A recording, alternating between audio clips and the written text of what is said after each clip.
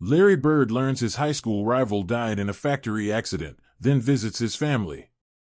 Before we get into the story, comment below where in the world you are watching from today, and if you like this story, don't forget to subscribe. Larry Bird sat alone on the back porch of his home in West Baden, Indiana, coffee going cold in his hand. The sun was just barely up, streaking the trees in soft gold, but his mind wasn't there. It was stuck a few miles back, and decades in the past. A phone call from a childhood friend the night before had changed everything. "Jimmy Dalton's gone," was all the voice on the other end had said. Jimmy Flash Dalton. High school rival, local legend, factory worker, father, and the one guy who ever truly challenged Larry in high school. Not with trash talk or headlines. Jimmy never needed that. He challenged him on the court, in silence, with every possession, every shot, every breakneck sprint up the hardwood. They pushed each other like two bulls locked in a lifelong duel that never got settled. Now it never would. Jimmy died in a factory explosion during an overnight shift. A blown pressure valve, they said. Nothing anyone could have done. Instant. No goodbyes. Larry didn't cry. He didn't break anything either. He just sat there, holding the silence, like he used to hold the ball when the game was on the line. Calm outside. Fire inside. He walked into his den, flicked on the light, and started digging through the old boxes he never touched. Trophies, jerseys, yellowed newspapers. It wasn't nostalgia. It was something else. He didn't even know what he was looking for. Then he found it, wedged between a folded schedule and an old Converse shoebox. A letter. Still sealed. The envelope had Larry's name written in a sharp, angled script he hadn't seen in forever. On the back, a return address from years ago, J. Dalton, French Lick. His breath hitched. He sat down slowly, letter in hand, staring at it like it might burn. He didn't open it. Instead, he placed it on the table and just stared. The weight of it pressed on his chest more than anything inside ever could. All this time, why had he never seen it? He grabbed his keys and coat. No need to tell anyone where he was going. They'd find out soon enough. He was headed back to French Lick, not for attention, not for closure. For something he couldn't even name yet. The drive was short, but his thoughts made it feel longer. Every stretch of road between West Baden and French Lick looked the same as it always had: weathered signs, rusted pickup trucks, basketball hoops half hanging on barn walls. This place hadn't changed, but Larry had. Or maybe it was the other way around. He pulled up to the cemetery first. Didn't call anyone. Just parked, stepped out, and found the fresh grave with a simple stone that read, James Dalton, 1975 to 2025. He never backed down. No flowers yet. The dirt was still dark, uneven. It looked like a wound that hadn't scabbed over. Larry stood there for a while, not saying much. Just letting the wind move past him. I should have read the letter, he finally muttered. I should have picked up the phone. But you know me. A faint crunch of gravel behind him made him turn. A man with a beard, mid-40s, stood by a truck, staring at him in disbelief. Larry Bird? Larry nodded. You came. Larry nodded again. You knew Jimmy? The man walked up, wiping his hands on his jeans. Name's Tom. Jimmy was my foreman at the plant. He talked about you sometimes. Not a lot. Just enough to know you two had something. Larry didn't respond. He didn't need to. Tom lowered his voice. He never blamed you for anything. In fact, he always said, if he could have had one more run down that court with you, he'd take it over 100 pay raises. Larry looked away, jaw clenched. You headed to see his family? Tom asked. Yeah, Larry said. I think I need to. Tom nodded. They're still over on Jackson Street. Carla and the boy. Kyle. That name stung a bit. He never even knew Jimmy had a kid. Appreciate it, Larry said. He got back in the car and drove. The closer he got to Jackson Street, the heavier everything felt. The memories, the years, the noise that used to come from the bleachers when Jimmy would steal the ball from him and sprint the other way. The house was modest. White paint, peeling in places. A worn basketball hoop above the garage. A pickup truck in the driveway. This wasn't nostalgia. This was real life. He rang the bell. A woman answered. Tired eyes, kind face. She blinked, confused. Larry, she asked. Hi, Carla. Her mouth opened, but no words came. She stepped aside. Come in. The living room was quiet. A folded memorial pamphlet on the table. A photo of Jimmy on the wall in his old high school jersey, number 12. Larry remembered that game. Jimmy had dropped 28 points. They lost by 2. Carla sat down. I didn't think you'd come. I didn't think I would either, Larry said. But I had to. A boy, no, a young man, walked into the room. 17, maybe. Same eyes as Jimmy. He stared at Larry like he was a statue. That's Kyle, Carla said. Larry nodded. Kyle nodded back. No words. That kind of silence was familiar. I found something, Larry said, pulling the letter from his coat pocket. He sent it years ago. I never opened it. Not yet. Carla stared at it. Her hand reached out, hesitated, then pulled back. Maybe you should be the one to read it. Not yet, Larry said. I don't think I can. Kyle finally spoke. Why are you here? Larry looked him straight in the eye. Because your dad was the best player I ever faced. And because I never told him that. The silence after that wasn't awkward. It was full of something weightier. Kyle looked down at his hands. I quit the team. After he died. Larry didn't say anything. Carla exhaled slowly. He was proud of you, Kyle. Even when you didn't score. Even when you missed every shot. Larry looked at the boy. You ever hear how your dad made me fall on my back in the third quarter of the county finals? Kyle blinked. No. Larry smiled. He crossed me up so bad, the whole gym went silent. I never forgot it. That night, Larry didn't stay long. He left the letter on the table, unopened. Something about that felt right. It wasn't just his to read anymore. As he walked back to his car, he looked at the house one more time, then back at the hoop above the garage. It was bent. The net was gone. Still, it was enough. Larry showed up at the high school gym the next morning before sunrise. The place hadn't changed much. Paint chipped here and there, but the soul of it remained. It smelled like sweat, rubber, and memories. No one else was around. He flicked on the lights and walked across the court, his shoes echoing with each step. He stood at half court, right where he used to face off with Jimmy. For a second, he imagined the sound of a crowd, the bounce of a ball, the tension in the air before the tip-off. Then it was gone. The bleachers were quiet. The banners still hung. There was one for Larry, of course, state title, MVP, all that. But Jimmy's name? Nowhere.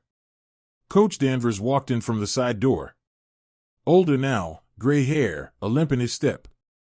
Figured I'd see you sooner or later, he said. Larry turned. Didn't expect to be here. Didn't think I'd have a reason. Coach nodded, walked to the bench, and Saturday you two were the best we ever had. The whole town talked about you both like you were legends. Larry looked up at the rafters. But only one of us ended up on a banner. Coach sighed. Jimmy didn't care. You know that. He just played. Loved the game. Never asked for attention. He deserved it, Larry said flatly. He made me better. And I didn't even tell him. Coach glanced at him. Then maybe it's time you did. In a way that counts. Larry didn't answer. He just walked to the baseline, picked up a ball from the rack, and started shooting. One shot after another. Smooth. Clean. No rust. Then the gym door creaked again. Kyle stepped inside. Larry stopped shooting. Kyle hesitated near the door, hands in his hoodie pocket. Didn't think you'd still be here. I needed one more game, Larry said. Even if it's just with ghosts. Kyle walked to the court slowly, eyes scanning everything. I used to come here with my dad. Before school. He'd rebound for me. Said the morning was when champions worked. Larry passed him the ball. He wasn't wrong. Kyle caught it. Took a shot. Missed. Larry didn't flinch. Just passed it back. Why'd you quit? Larry asked. Kyle bounced the ball once. After he died, I didn't see the point. It was our thing. Not mine. Larry nodded. He didn't play for trophies. He played because he loved the fight. Kyle shot again. Rimmed out. Larry passed it back again. You're not him. You don't need to be. But if the game's in you, don't bury it just because it hurts now. Kyle took a deep breath. He never talked about you. Not really. Just said you were the only one who could shut him up on the court. Larry chuckled. That sounds about right. For the next half hour, they passed, shot, missed, and tried again. Larry didn't give speeches. Kyle didn't ask for any. They just played. Afterwards, they sat on the bench, both quiet. You read the letter? Kyle asked. Not yet, Larry said. I brought it to your mom, figured it belonged with you. Kyle looked down. I want to hear it. From you. Larry rubbed his jaw. You sure? Kyle nodded. Larry reached into his jacket and pulled the worn envelope from his inside pocket. He opened it slowly, unfolding the letter inside. The paper crackled like old skin. His voice was steady as he began. Larry, I never said much back then, and maybe that's on me. But I figured you knew. Every game I played, I imagined you on the other side. You pushed me harder than anyone ever did. Not just in basketball, life too. I didn't make it to the NBA. I didn't win big. But I held my own. Because you made me believe I had to. Larry paused. His throat tightened, but he kept going. I never hated you. I admired you. I just never said it because that wasn't our way. If you ever read this, I hope you know, I'm grateful. No matter what paths we took, you were part of mine. Always. Jimmy. He folded the letter and looked over at Kyle. The kid's eyes were red, jaw clenched. But he didn't cry. He wrote that senior year? Kyle asked. Larry nodded. I never saw it until the day after he died. Sat in a box for over 30 years. Kyle stood up. Walked to the center of the court. Turned around. You ever play someone who didn't back down? Not once, he asked. Larry stood too. Only one man. Kyle passed him the ball. Play me like you played him. Larry smiled. You sure you want that? Kyle bounced on his toes. He would. They played. Not hard. Not easy. Larry didn't let him win. But he didn't dominate either. He coached with passes, with defense, with rhythm. Every move taught something. By the time the final shot dropped, Kyle was winded, but smiling. You're not bad, Larry said. Kyle grinned. Give me a few weeks. Larry grabbed a towel from the bench. You thinking of going back to the team? Kyle shrugged. Maybe. I don't need to be my dad. But I'd like to know what it feels like to earn something the way he did. Larry nodded. That's the game. That's all it ever was. They walked out together into the cold morning air. The sky had gone from gray to pale blue. Thanks for showing up, Kyle said. I should have shown up a long time ago, Larry replied. Carla was waiting on the porch when they got back. She saw the tired joy in Kyle's face and smiled softly. Good run? Better than good, Kyle said. I think I'm gonna play again. Carla looked at Larry. Thank you. Larry handed her the letter. This belongs here. She took it carefully. Did it help? He thought for a second. It hurt first. But yeah, it helped. As he walked back to his car, Larry looked over his shoulder one more time at the house. At Kyle. At the hoop. Still no net. Still bent. But the kid had fire. And the fire never needed perfect conditions. Just a spark. 3 days had passed since Larry read the letter aloud in the gym. He didn't go home. He stayed in French Lick, kept to himself, slipped into places without fanfare. It wasn't nostalgia he was chasing. It was something deeper. Something unfinished. At the local diner, the waitress recognized him, but didn't make a scene. She just refilled his coffee like he was any other man, which Larry appreciated. In the corner, an old radio played a high school basketball game from the next town over. The voices were full of energy, too young to remember the days of Larry and Jimmy. But that didn't bother him. Coach Danvers joined him without asking. Coffee in hand, eyes tired. You thinking of staying longer? The coach asked. I might. You come for closure or guilt? Larry didn't answer right away. I came because I never said thank you. Never gave Jimmy what he deserved. Coach took a sip. A few years too late, but you're saying it now. Larry looked out the window. It's not enough. There's a memorial next week. Factory's putting it on. You should speak. Larry shook his head. Not my thing. Doesn't have to be your thing. It has to be the right thing. Larry ran a hand over his face. I can't stand in front of people and act like we were close. We barely talked. Coach leaned in. You think it takes words to be close? You think the game you two played wasn't a conversation? That hit him harder than expected. Coach pulled something from his coat pocket. An old team photo. Larry and Jimmy side by side, not smiling, not posing, just standing there in their jerseys, arms at their sides, sweat still fresh from practice. They made us run suicides that day, Larry said. Jimmy outran everyone, Coach added. Including you. Larry smirked. Just that once. Coach got up to leave. You've still got time to do right by him. If you wait too long again, there won't be another shot. Larry sat there long after Coach left. He thought of the letter, the gym, the bent hoop, and Kyle's face when he hit that final shot.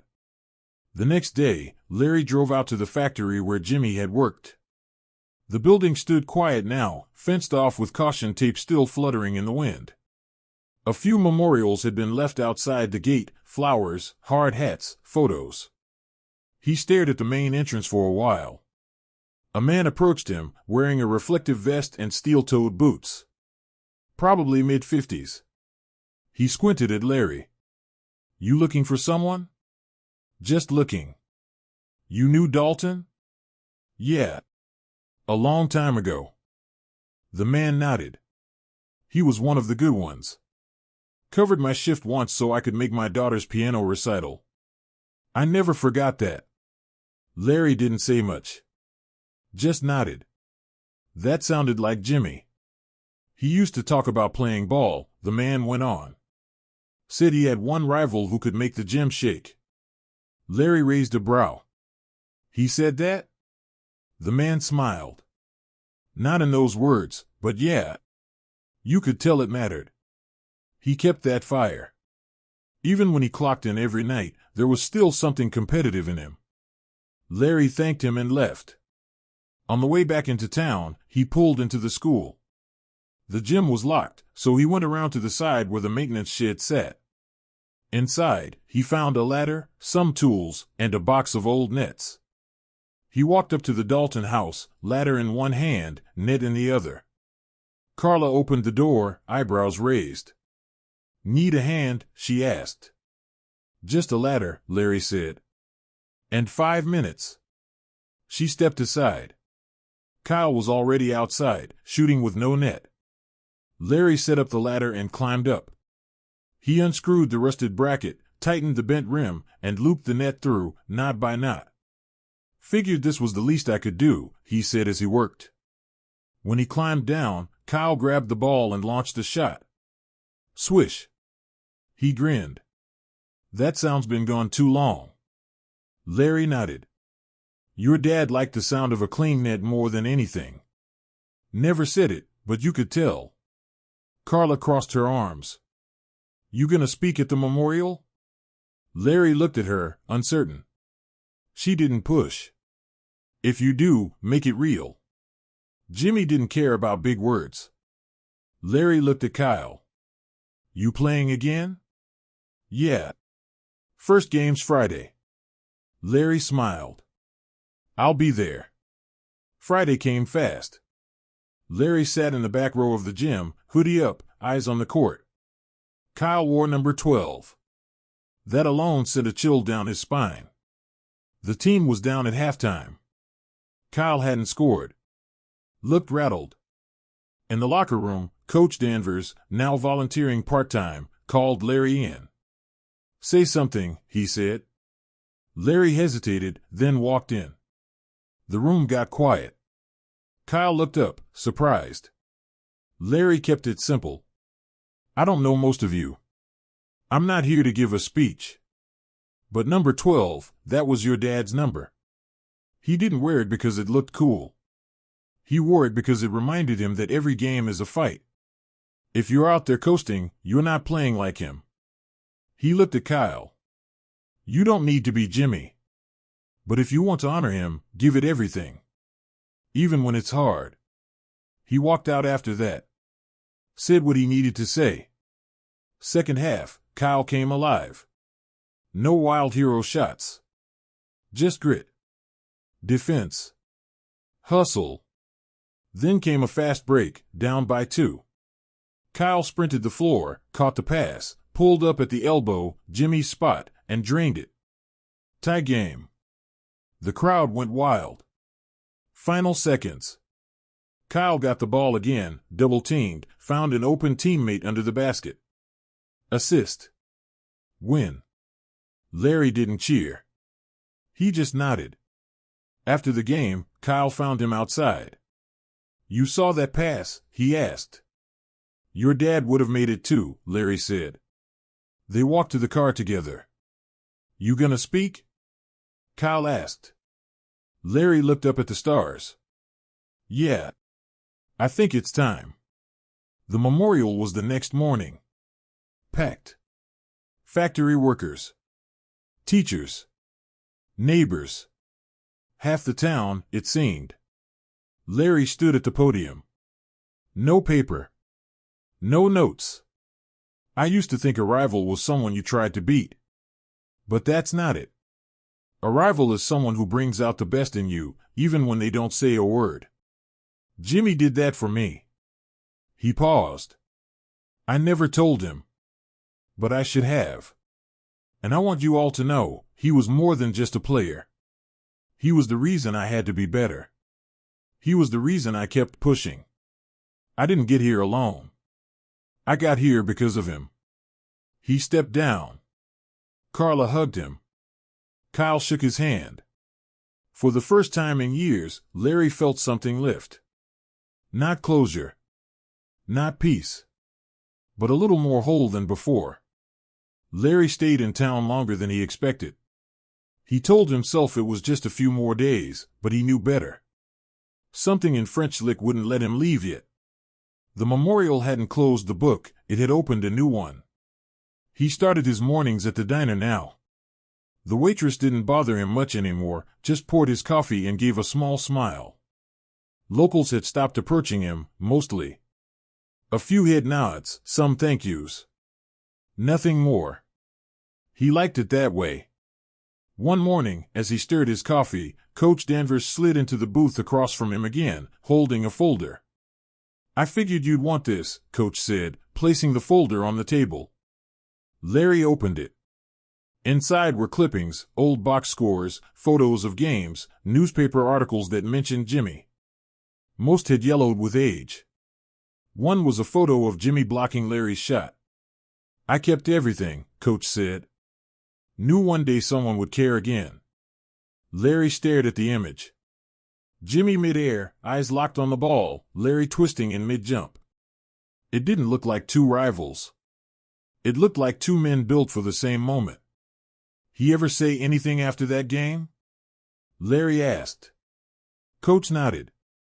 "Said he'd never felt more alive.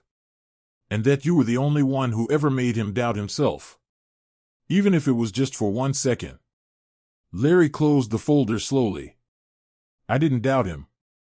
Coach leaned back. "You ever think about what your life would have looked like if Jimmy had been the one with the scouts watching?" "All the time," Larry said. Coach grunted. "Wouldn't have made you less great." Larry looked up. "No. But it might have made him more than just a name people forgot."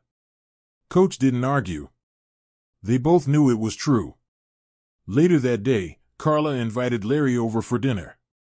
Nothing fancy. Roast chicken, some vegetables, iced tea.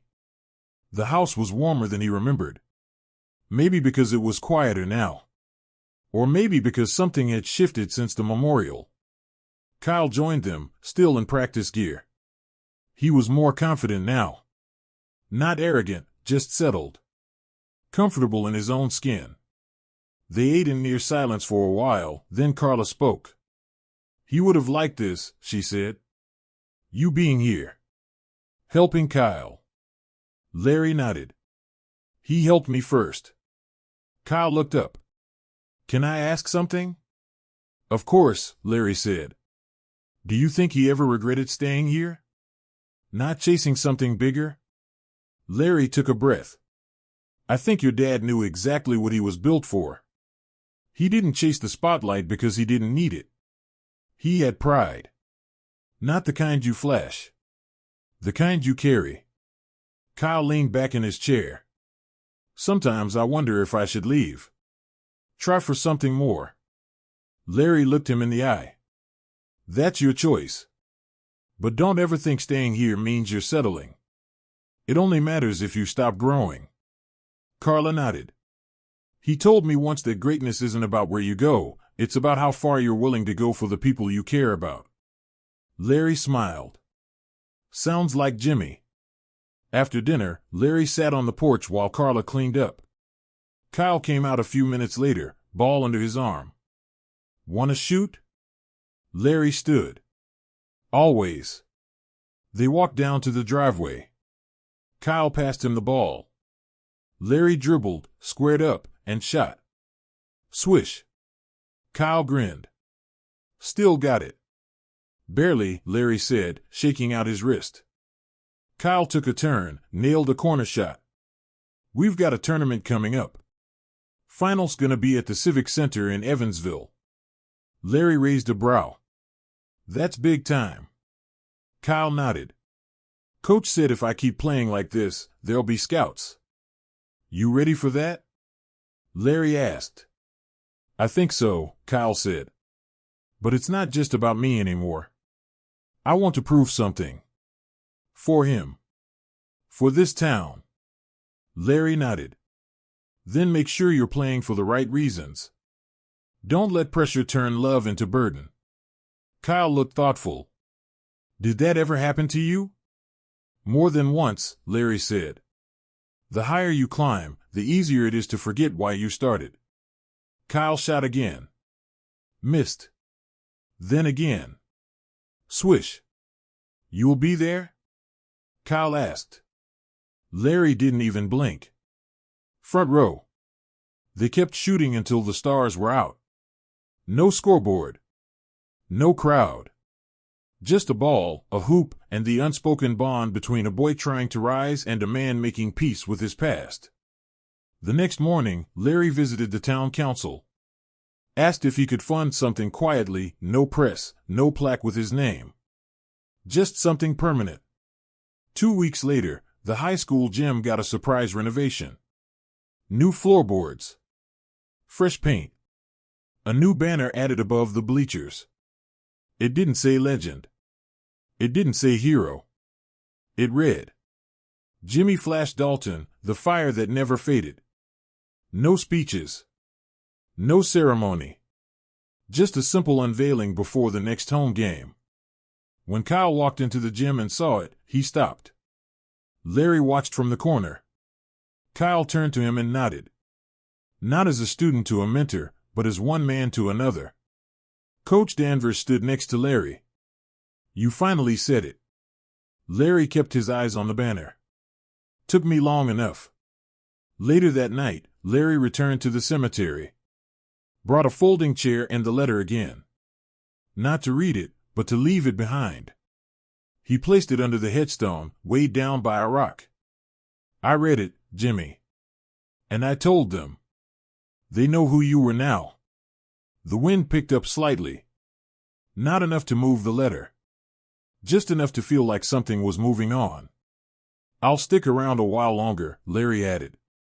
The kid's not bad. He's got your eyes. Your first step needs work, though. He smiled. You made me better. And now maybe I can do the same for him. He sat in silence for a long time. The stars above were brighter here than in any city. And for the first time in years, Larry felt like he was exactly where he needed to be, not as a player, not as a legend. Just as a man who came home. The Civic Center in Evansville buzzed with energy. Tournament finals. Packed stands. Flashing lights. The kind of setting where futures got noticed. Larry sat quietly near the baseline, hoodie pulled up, arms crossed. He wasn't here for attention. He was here for Kyle. Kyle stood on the court in warm-ups, head low, headphones on, blocking out the noise. His team huddled around Coach Danvers, who had returned to full-time just for this tournament run. Jimmy's number, 12, stretched across Kyle's back. Across from them stood a tall, flashy squad from Indianapolis. Fast, loud, confident. College scouts dotted the sidelines. A couple even glanced at Larry, likely surprised to see him in person. He ignored them. The buzzer sounded. Tip-off. The game was rough from the start. The opposing team pressed hard, boxed in Kyle, cut off lanes. French Lick fell behind early. Larry stayed silent. He'd seen this before, teams getting rattled, momentum shifting, players cracking. But he watched Kyle closely. The kid didn't panic. He stayed in it. Just like Jimmy used to. At halftime, French Lick trailed by 10. In the locker room, Danvers paced while the boys drank water and caught their breath. You're not out of this, Danvers barked. You're letting their noise get in your heads. Kyle stood, quiet. They're faster, one player said. They're not better, Kyle replied. They just hit first. Danvers stepped back. What do you want to do? Kyle looked at his team. We punch back. Larry waited by the hallway as they returned to the court. Kyle stopped beside him. You believe in me? He asked. Larry looked him dead in the eye. You play like you did in the driveway, and they'll remember your name forever. No more needed. Kyle jogged out. Second half, something shifted. Kyle slowed the game down, controlled the pace. He passed, slashed, hit open shots. The lead shrunk. 5 points. 3. Then tied. The crowd got louder. Scouts leaned forward. Final minute. Tie game. French Lick ball. Danvers called timeout. The play was simple. Kyle gets the ball up top. Clock winds down, attack or dish. Larry stood. Not nervous, locked in. Ball inbound. Clock ticking. Kyle dribbled. Defender tight on him. He feinted left, crossed right, just like Jimmy used to. Defender stumbled. Kyle rose at the free throw line and released. Swish. Timeout. Larry didn't move. 1 point lead. 5 seconds left. Opponent rushes down. Last shot, a desperation three.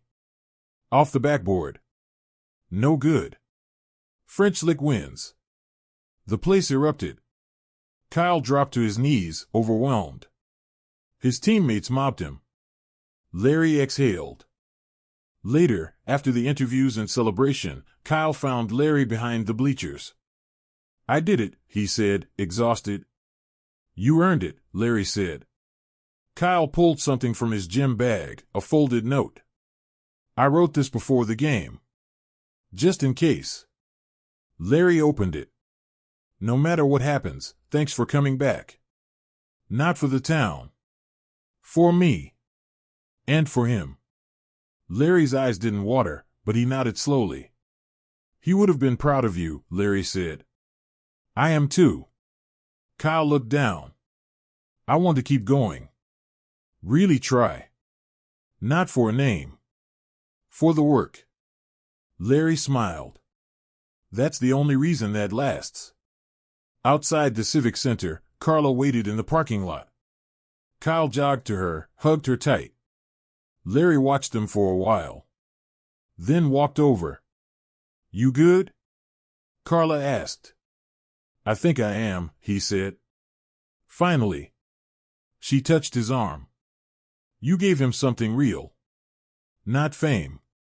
Not shortcuts. Just truth. Larry nodded. Jimmy gave it to me first. Before they left, Carla stopped him. What will you do now? Larry glanced at the sky, then back at the gym. I'm heading home. But not far. Might help coach next season if he'll have me. Carla smiled. They'd be lucky to have you. Kyle turned around. You're staying? Close enough, Larry said. Some game still left in me. They parted ways under the parking lot lights. A month later, back in French Lick, construction began beside the high school gym. Funded anonymously, approved quietly. A small training center, free for local kids, built from scratch. 1 court. 1 wall covered with photos. No banners. Just moments. Larry stopped by often. He didn't talk much. He just showed up. Passed balls. Ran drills. Corrected footwork. Kyle came in on weekends, even after earning a summer invite to a regional camp. The final photo on the wall was added last, 2 young players mid-air, Larry and Jimmy, caught in a perfect moment. No caption. Larry stood before it one afternoon, hands in pockets. A student passed by. Were you one of them? Larry turned. No. I was both of them. The boy looked confused, but nodded politely and walked off. Larry smiled. Jimmy's voice echoed in memory. You're only great if someone great made you better. Larry walked out into the Indiana sunlight, the sound of a ball bouncing behind him. And for the first time in decades, he didn't feel like the last man standing. He felt like part of something living. Something just beginning.